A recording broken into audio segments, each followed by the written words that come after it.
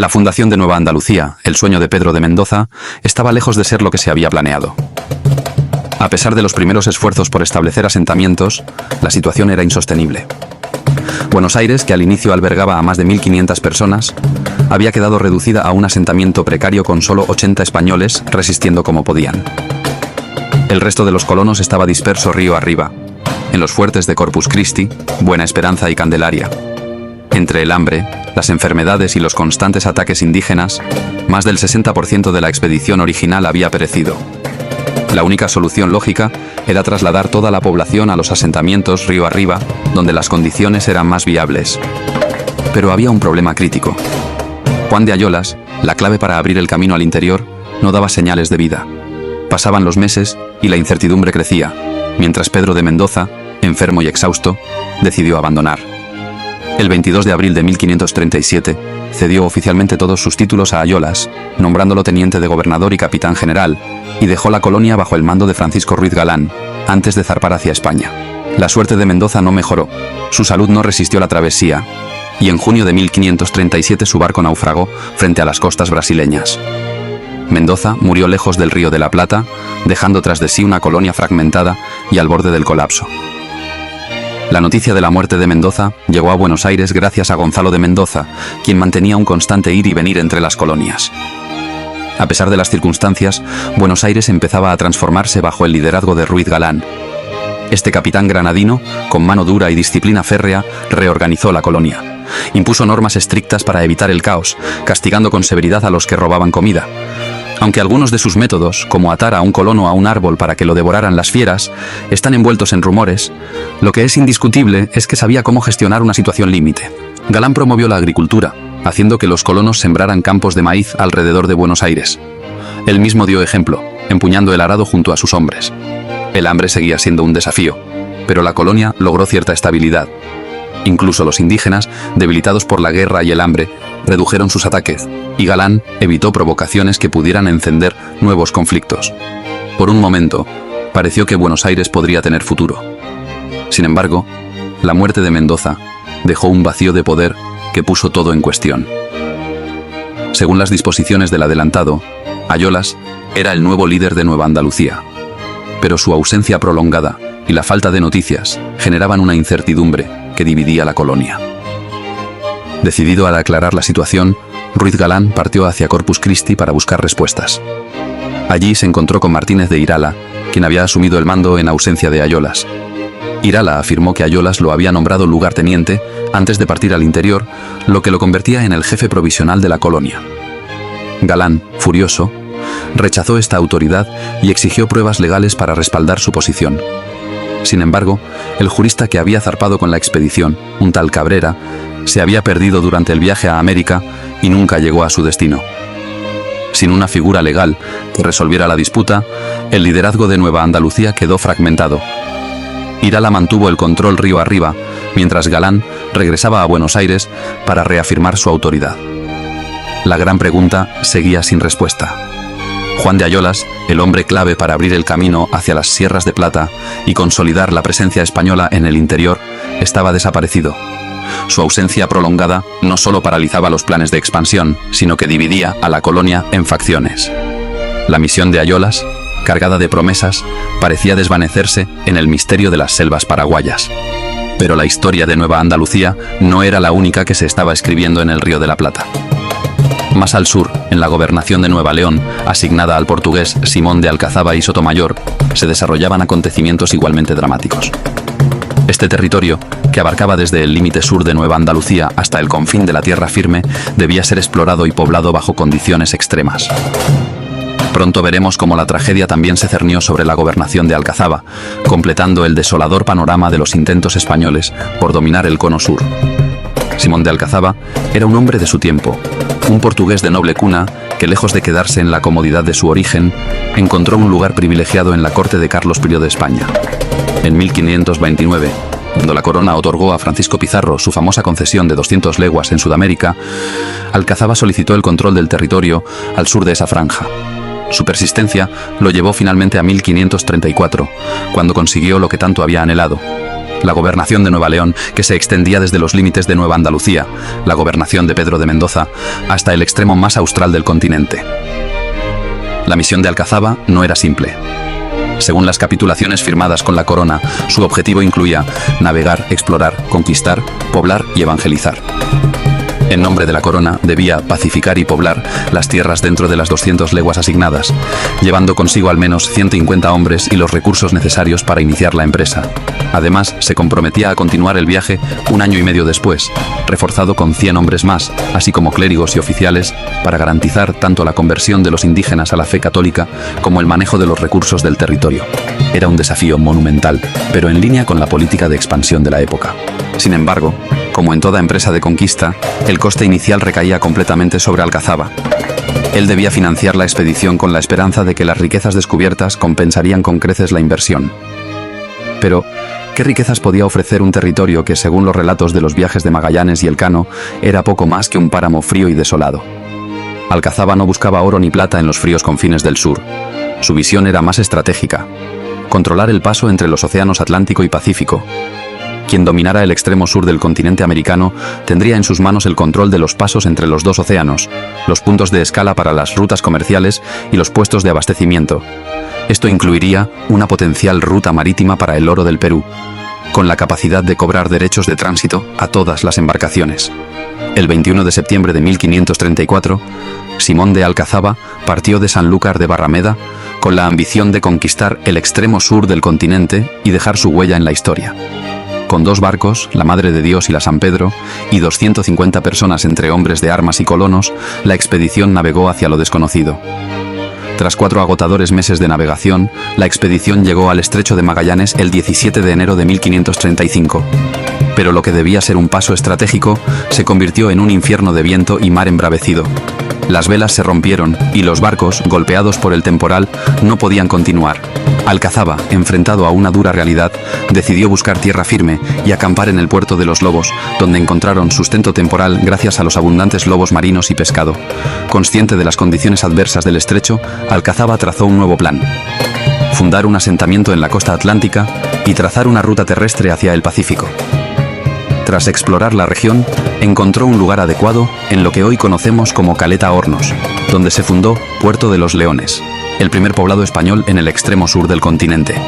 Allí, Alcazaba proclamó oficialmente la fundación de la gobernación de Nueva León y se declaró gobernador vitalicio. Pero fundar un poblado en el inhóspito paisaje patagónico era solo el principio. La verdadera misión, alcanzar el Pacífico, sería el reto definitivo.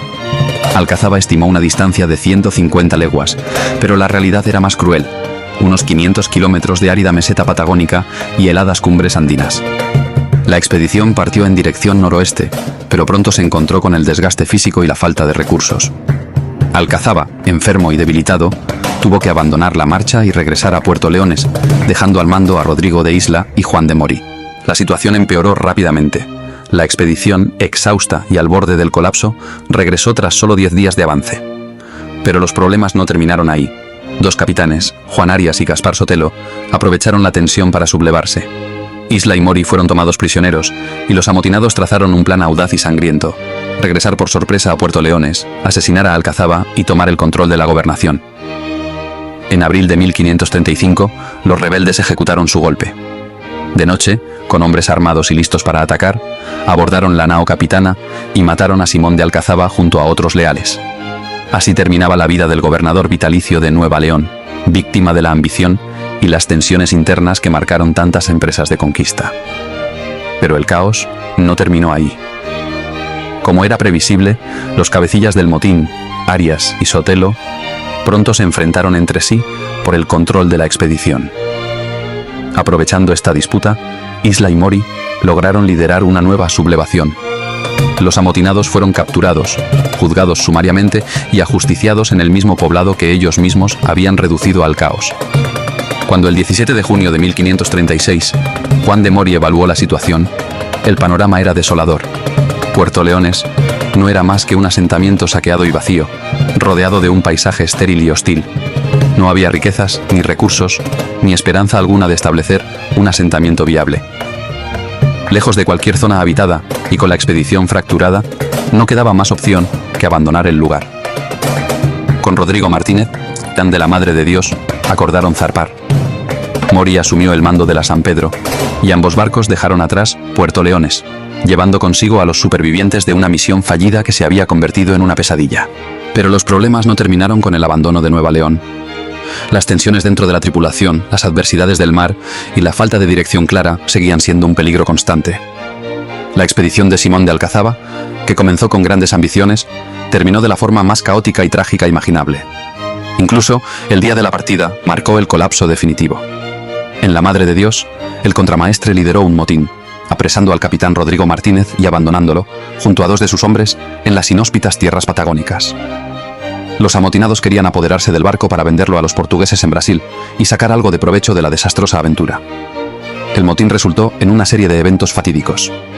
La Madre de Dios zozobró y la mayoría de sus tripulantes murió, ya sea en el naufragio o exterminados por los indígenas tras llegar a tierra. Solo 21 marineros sobrevivieron, logrando escapar en una chalupa. Por su parte, la San Pedro, bajo el mando de Juan de Mori, enfrentó también su propia sublevación, que Mori reprimió encarcelando a 14 hombres. La disciplina se impuso, pero a un alto coste. Cuando la San Pedro navegaba por el litoral brasileño, encontró la chalupa de los supervivientes de la Madre de Dios, rescatando a los 21 marineros. Con la tripulación ahora reducida y llena de historias de horror y derrota, la San Pedro finalmente llegó a Santo Domingo el 11 de septiembre de 1535, casi un año después de zarpar de España. De los 250 hombres que partieron originalmente, más de la mitad habían muerto. El sueño de Nueva León se había convertido en un desastre total. Mientras el desastre de Nueva León se desarrollaba, otra historia se escribía más al norte, en el curso del río Paraguay, donde Juan de Ayolas y Martínez de Irala exploraban en busca de la mítica Sierra de Plata. A unos 300 kilómetros río arriba, pasada la desembocadura del Pilcomayo, se toparon con una vasta bahía que parecía un regalo divino, el Banco San Miguel. El lugar tenía todas las características de un paraíso. Una rada tranquila y espaciosa, perfecta para albergar bergantines, rodeada de colinas ideales para construir defensas naturales.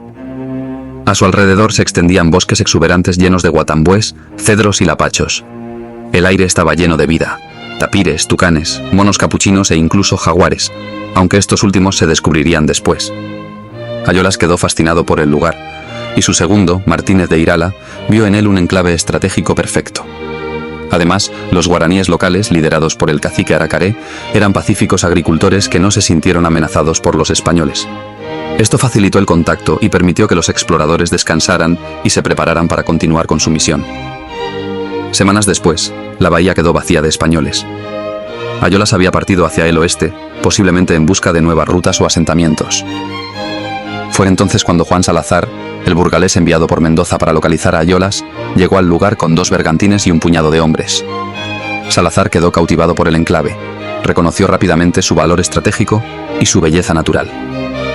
Tras hablar con los nativos, se convenció de que aquel era el lugar perfecto para fundar un asentamiento. A partir de este momento, Salazar dio los primeros pasos para establecer lo que se convertiría en Asunción, la futura capital de Paraguay. La bahía, que ofrecía abrigo, recursos naturales y la posibilidad de mantener relaciones pacíficas con los guaraníes, se perfilaba como el núcleo desde el cual los españoles podrían consolidar su presencia en la región. Así, mientras la precaria Buenos Aires luchaba contra el hambre, las disputas internas y la hostilidad indígena, Asunción surgía como un faro de esperanza. El 15 de agosto de 1537, Juan de Salazar y Espinosa fundó solemnemente el fuerte de Nuestra Señora de la Asunción, en una bahía paradisíaca protegida por colinas y rodeada de recursos naturales que aseguraban la supervivencia. A diferencia de Buenos Aires, en Asunción era posible plantar, cultivar y establecer relaciones pacíficas con los guaraníes. Este enclave, que más tarde se convertiría en la capital de Paraguay, prometía estabilidad en una región marcada por el caos. Al sur del Paraná, continuaban las disputas por el poder. Con Juan de Ayolas desaparecido en su búsqueda de las Sierras de Plata, Martínez de Irala ejercía como gobernador interino de los fuertes del río, reclamando además el control de Buenos Aires. Francisco Ruiz Galán, en cambio, sostenía que la autoridad sobre toda la gobernación recaía en él, ya que Pedro de Mendoza le había cedido el mando antes de abandonar la colonia. Las tensiones eran irreconciliables, y cada cual marcaba su territorio. En abril de 1538, la llegada de 2 barcos parecía una señal de esperanza. Uno era italiano, comandado por el comerciante genovés Pancaldo, quien buscaba negocios en el Perú. El otro, un barco español bajo el mando de Antón López de Aguiar, Venía enviado desde España con suministros y 200 hombres de armas para reforzar el asentamiento. La llegada de estos refuerzos permitió reabastecer Buenos Aires y darle un respiro temporal. Pero como siempre en esta historia, la calma duró poco. En noviembre de 1538 apareció en escena un personaje que cambiaría el destino de Buenos Aires: Alonso Cabrera, el veedor de justicia que había zarpado con la expedición de Mendoza años antes y se había desviado de su ruta. Tras ser encontrado por Gonzalo de Mendoza en las costas brasileñas, Cabrera llegó a la colonia casi 3 años tarde y con una fama que lo precedía. Si antes se decía que estaba medio loco, no tardaron en descubrir que estaba completamente desquiciado. Al llegar, Cabrera se encontró con el conflicto entre Irala y Galán. Como veedor de justicia, examinó la situación y falló que los derechos sobre la gobernación recaían en Ayolas, el designado sucesor de Mendoza. Pero Ayolas seguía desaparecido, y en su ausencia, la autoridad pasaba a su segundo, Martínez de Irala. Esta decisión enfureció a Galán, quien rechazó el fallo. Antes de que la disputa pudiera resolverse, llegó una noticia alarmante desde el fuerte de Corpus Christi. Los guaraníes habían roto el frágil equilibrio con los españoles, y la posición estaba en peligro. Galán intervino rápidamente, evacuando a los colonos y evitando una masacre. De vuelta al conflicto, en junio de 1539, Cabrera tomó una decisión que marcaría el fin de la Primera Buenos Aires. Tras reconocer formalmente a Irala como sucesor de Ayolas, Cabrera resolvió que la mejor manera de anular el poder de Galán era destruir Buenos Aires. Su razonamiento, si es que puede llamarse así, era que la ciudad era un punto de fricción y su eliminación permitiría consolidar el poder en los asentamientos río arriba. Con esta decisión, Cabrera confirmó su reputación como un hombre completamente desquiciado. Después de años de lucha, hambre y enfrentamientos, Buenos Aires se había transformado en una ciudad viable. Los cultivos finalmente daban fruto, el ganado se reproducía y los colonos habían encontrado una forma de vida relativamente estable. Los indígenas, antaño una amenaza constante, ya no representaban un peligro gracias a las fortificaciones levantadas por Francisco Ruiz Galán. La ciudad, con 400 habitantes entre los supervivientes originales y los llegados de otras expediciones, comenzaba a prosperar. Por eso, cuando las órdenes de Alonso Cabrera y Martínez de Irala de abandonar Buenos Aires llegaron a la ciudad, los pobladores se negaron rotundamente. Habían sacrificado demasiado para renunciar a lo que consideraban su hogar. Durante 6 largos meses, vivieron con la incertidumbre de cuándo se ejecutaría la temida orden, aferrándose a la esperanza de que las circunstancias cambiaran. Finalmente, en junio de 1541, Cabrera tomó una decisión drástica. Con noticias de que un nuevo adelantado llegaba desde España y presionado por el tiempo, exigió a Irala que cumpliera la orden.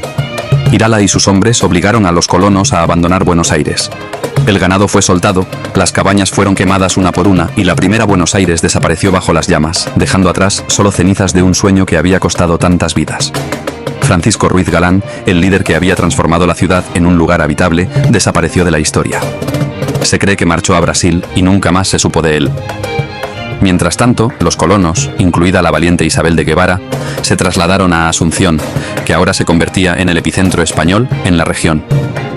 En Asunción, los colonos descubrieron un secreto que Irala y Cabrera ya conocían. Juan de Ayolas había muerto. El valiente explorador había cruzado el Chaco, llegado hasta la actual Bolivia y encontrado plata, cumpliendo el sueño de tantos conquistadores. Pero su éxito fue efímero. En su regreso hacia el fuerte Candelaria, encontró el lugar abandonado y rodeado de indios hostiles. En una emboscada de los indios Payaguás, Ayolas perdió la vida, asaeteado junto con su grupo. El único superviviente de esa tragedia fue Rodrigo de Cepeda y Ahumada, hermano de Santa Teresa de Jesús, quien relató la desdichada aventura. La muerte de Ayolas dejó un vacío que Irala, como su sucesor designado, llenó provisionalmente, consolidando su posición como gobernador de la región. Con la llegada de los habitantes de Buenos Aires, Asunción se convirtió en una verdadera ciudad, albergando a cerca de 600 personas, una población enorme para un asentamiento español en Sudamérica en esa época. La ciudad estaba gobernada por Irala, mientras Cabrera, el excéntrico veedor de justicia, seguía ejerciendo su peculiar autoridad. También estaba presente Juan de Salazar, el fundador de Asunción, quien presenció cómo su pequeño asentamiento se transformaba en el centro neurálgico de la región. Sin embargo, este equilibrio pronto se vería alterado. Las noticias que tanto temían se confirmaron. Un nuevo adelantado venía en camino. Pero no llegaba por mar, sino por tierra, a través de Brasil. Y no era un desconocido, sino un hombre legendario. Álvar Núñez Cabeza de Vaca, el sobreviviente de una de las aventuras más extraordinarias de la historia de la conquista. La historia de Álvar Núñez Cabeza de Vaca es la de un hombre incansable, cuya resistencia y ambición lo convirtieron en una leyenda de su tiempo. Tras sobrevivir a 8 años perdido en Norteamérica y vivir una experiencia que habría quebrado a cualquiera, Cabeza de Vaca no pidió descanso, sino una nueva aventura. En 1540, la corona le concedió el cargo de adelantado del Río de la Plata, un título que venía con promesas de beneficios, aunque la realidad era mucho más incierta. Mendoza había desaparecido, Ayolas estaba muerto, y el Río de la Plata era un mosaico de tragedias y conflictos sin resolver. Salió de Cádiz a principios de 1541, llevando consigo un contingente de cerca de 400 hombres, todos cuidadosamente aprovisionados. Escarmentado por la desastrosa expedición de Pánfilo de Narváez, de la que él mismo había sobrevivido milagrosamente, se aseguró de que sus barcos estuvieran bien preparados para la larga travesía. Al llegar a la isla de Santa Catalina, habitual escala de las rutas al sur de América, Cabeza de Vaca fue puesto al corriente de los desastres que habían asolado la región: la tragedia de Mendoza, la muerte de Ayolas, la heroica pero fallida resistencia de Buenos Aires y la consolidación de Asunción como el nuevo centro de poder en el Plata. A pesar de todo, decidió tomar una decisión que dejó perplejos a todos: ir a Asunción no por mar sino por tierra, cruzando más de 1000 kilómetros de selvas, ciénagas y cordilleras jamás exploradas por europeos. La decisión de Cabeza de Vaca de tomar esta ruta parece, a simple vista, una locura. Pero, como todo lo que hacía, estaba cargada de intenciones estratégicas. Es posible que temiera un recibimiento hostil en el estuario del Plata, sabiendo que los seguidores de Mendoza o Irala podrían rechazar su autoridad. Otra teoría sugiere que Cabeza de Vaca buscaba asegurar territorios propios, conquistados por él mismo, para consolidar su posición como adelantado. Con esta determinación, reunió a su expedición 250 arcabuceros, 26 caballos, 2 franciscanos, varios centenares de indios aliados, y comenzó su marcha hacia el interior de Sudamérica. Al mismo tiempo, ordenó a sus barcos avanzar por mar para alertar en Asunción sobre su llegada, una jugada que parecía destinada a crear máxima expectación. El trayecto que emprendió Cabeza de Vaca era sobrecogedor. La selva de la región era un muro de vegetación tan espeso que cada paso requería abrirse camino. Los hombres enfrentaron no solo la extenuante marcha, sino la constante necesidad de cuidar a los caballos y proteger las provisiones. En su camino, Cabeza de Vaca encontró indios guaraníes, que aunque al principio lo recibieron con recelo, pronto se ofrecieron como guías. Con su ayuda, envió un pequeño grupo de avanzada a Asunción para coordinar la preparación de barcos en el Paraná, asegurando que su llegada estuviera bien organizada. Pero, al mismo tiempo, el adelantado se tomó su tiempo para explorar a fondo las regiones por las que pasaba. Al llegar al río Iguazú, la expedición se enfrentó a un nuevo desafío. Los innumerables meandros del río y su corriente furiosa obligaron a los hombres y caballos a cruzarlo atados con sogas para no ser arrastrados por las aguas. Pero el sufrimiento no terminaba al dejar el río.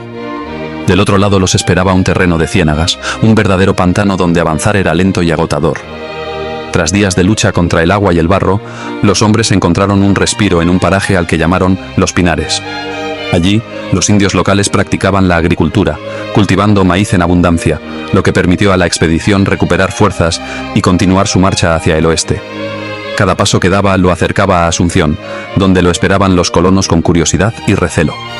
En juego estaban no solo los territorios del Plata, sino la posibilidad de consolidar su autoridad como el hombre que traería orden y visión a una región asolada por la tragedia.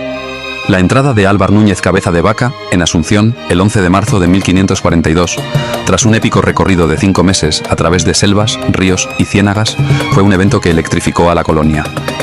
Su marcha había sido una hazaña: dividir la expedición en 2 grupos, bajar el Iguazú en canoas, enfrentarse a las imponentes cataratas que él mismo describió como un salto de agua tan colosal que de muy lejos se oye, y finalmente reencontrarse en el río Paraná, sin sufrir bajas, pero con numerosos enfermos a bordo.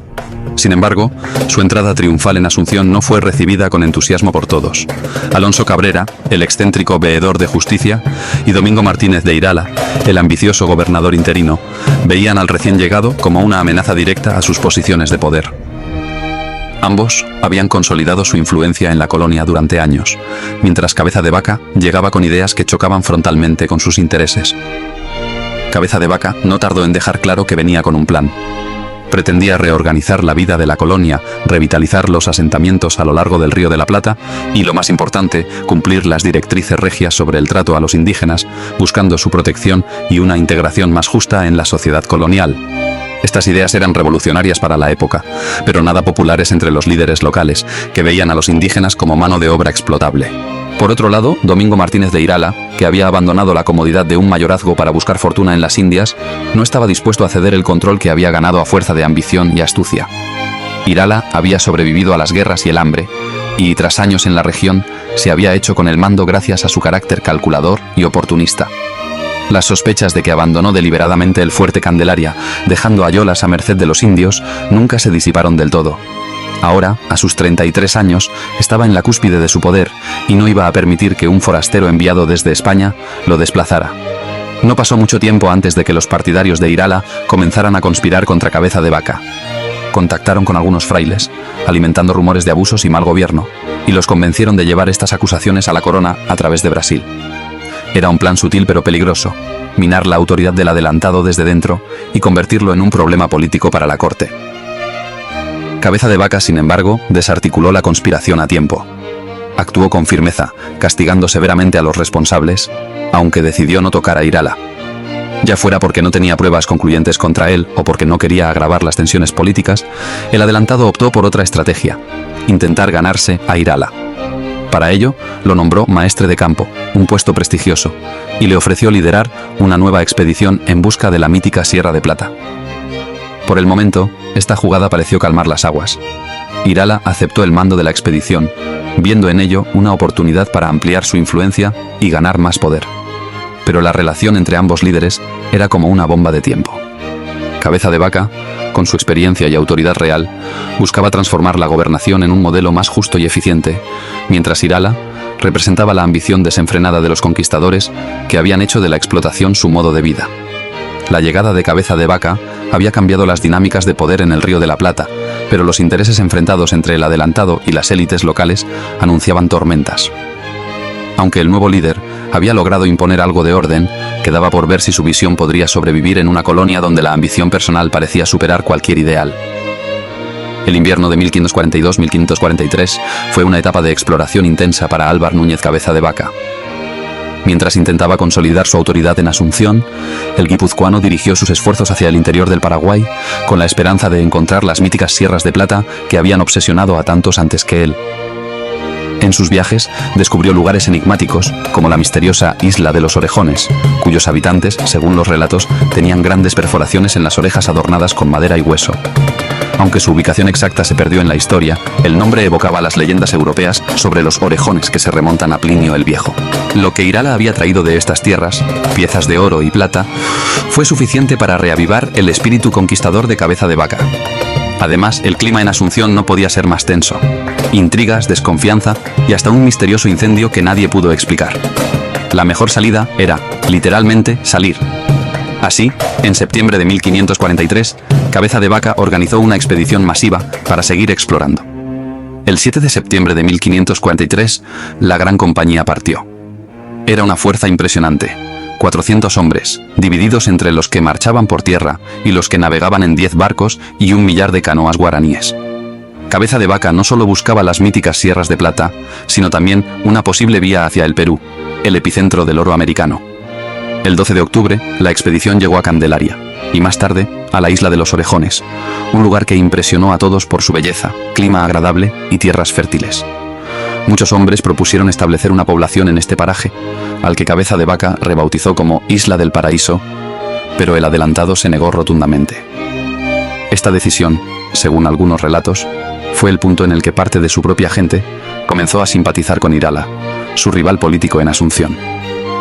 Desde la Isla del Paraíso, Cabeza de Vaca planeó varias incursiones por los ríos y selvas de la región, pero estas resultaron ser frustrantes. Los ríos del oeste que desembocaban en el Paraná estaban llenos de gargantas estrechas y aguas imposibles de navegar. Ante estos obstáculos, decidió avanzar por tierra con 300 hombres, pero la marcha por la selva fue un calvario. Tras 5 días de agotador progreso entre la densa vegetación, Cabeza de Vaca convocó un consejo con sus capitanes, quienes le suplicaron que detuviera la expedición. El adelantado dio marcha atrás, pero no se rindió fácilmente. Organizó más exploraciones por los alrededores, aunque ninguna trajo los resultados esperados. Entre estas incursiones, Gonzalo de Mendoza encontró un poblado donde los nativos contaban historias aterradoras sobre una serpiente gigante, tan gorda como un novillo, a la que entregaban prisioneros para ser devorados. Por otro lado, Hernando de Rivera, en otra expedición, escuchó relatos de un pueblo de mujeres guerreras, similares a las míticas amazonas. Que estas historias alimentaban la imaginación, la realidad era mucho menos espectacular. Ni oro, ni plata, ni sierras mágicas. Solo una selva implacable y un descontento creciente entre los hombres. El fracaso de esta campaña no solo afectó el ánimo de los hombres, sino también la posición de Cabeza de Vaca como líder. Su autoridad, ya cuestionada desde su llegada, se debilitaba con cada derrota. En contraste, Domingo Martínez de Irala, con sus promesas de gloria y riqueza, seguía ganando adeptos en la colonia. El 8 de abril de 1544, Álvar Núñez Cabeza de Vaca regresó a Asunción, después de su fallida expedición en busca de las Sierras de Plata, solo para enfrentarse a un panorama insostenible. La conspiración liderada por Domingo Martínez de Irala ya no podía detenerse. Enfermo, el adelantado se recluyó en su casa durante 2 semanas, pero cuando salió, lo esperaba una realidad devastadora. Una junta de vecinos había decidido despojarlo del mando y encarcelarlo. Los fieles a Cabeza de Vaca eran ya escasos, y algunos de sus antiguos aliados, como Ñuflo de Chávez, se habían pasado al bando de Irala. Las acusaciones en su contra incluían abuso de poder, negligencia y tiranía, pero la verdadera causa del golpe era clara. Sus restricciones en el trato a los indígenas habían enfurecido a quienes veían en ellos una fuente de trabajo esclavo. Cabeza de Vaca fue arrestado y encarcelado en condiciones deplorables. Pasó meses encerrado en un agujero sucio en Asunción, hasta que en marzo de 1545 fue enviado a España para enfrentar un juicio. Los años que siguieron fueron un auténtico calvario para el legendario náufrago. En septiembre de 1547, después de una larga temporada en arresto domiciliario, se dictó la sentencia: destierro a Orán, en el norte de África. Cabeza de Vaca apeló incansablemente y en 1552 logró que la pena se redujera a la prohibición de regresar al Río de la Plata. Además, consiguió una indemnización por los bienes que Irala le había confiscado en Asunción. Sin embargo, su vida después del juicio quedó envuelta en el misterio. Algunas fuentes afirman que murió en Sevilla en 1559, pero los detalles son inciertos. Con Cabeza de Vaca fuera del camino, Domingo Martínez de Irala asumió el control absoluto de la gobernación. Sin embargo, su liderazgo no trajo estabilidad, sino una serie de rebeliones indígenas encabezadas por Macaria, líder de una coalición de 15.000 guerreros carios y guaraníes. Aunque Irala contaba solo con 300 hombres, consiguió aliarse con tribus indígenas rivales que aportaron miles de guerreros. En una brutal campaña, las fuerzas de Irala lograron derrotar a los rebeldes, pero a un coste altísimo. El equilibrio entre los pueblos nativos se rompió, y las matanzas se extendieron por todo el territorio. Irala no mostró interés en pacificar la región. Su prioridad era consolidar su poder mientras buscaba nuevas oportunidades para enriquecerse. Durante años, permaneció lejos de Asunción, dejando la gobernación sumida en el caos. En 1549, cuando finalmente regresó, recibió noticias devastadoras. La corona le había denegado el cargo de adelantado. En su lugar, se había nombrado a un nuevo gobernador, el extremeño Juan de Sanabria. Mientras tanto, en Medellín, Extremadura, Juan de Sanabria se enteraba de su nombramiento como adelantado del Río de la Plata. El desafío era inmenso. Las colonias de la región estaban en ruinas, plagadas de conflictos internos y una población diezmada. Pero para un hombre ambicioso, aquello era una oportunidad única de gloria. Inspirado por los éxitos de otros extremeños como Cortés y Pizarro, Sanabria aceptó el reto.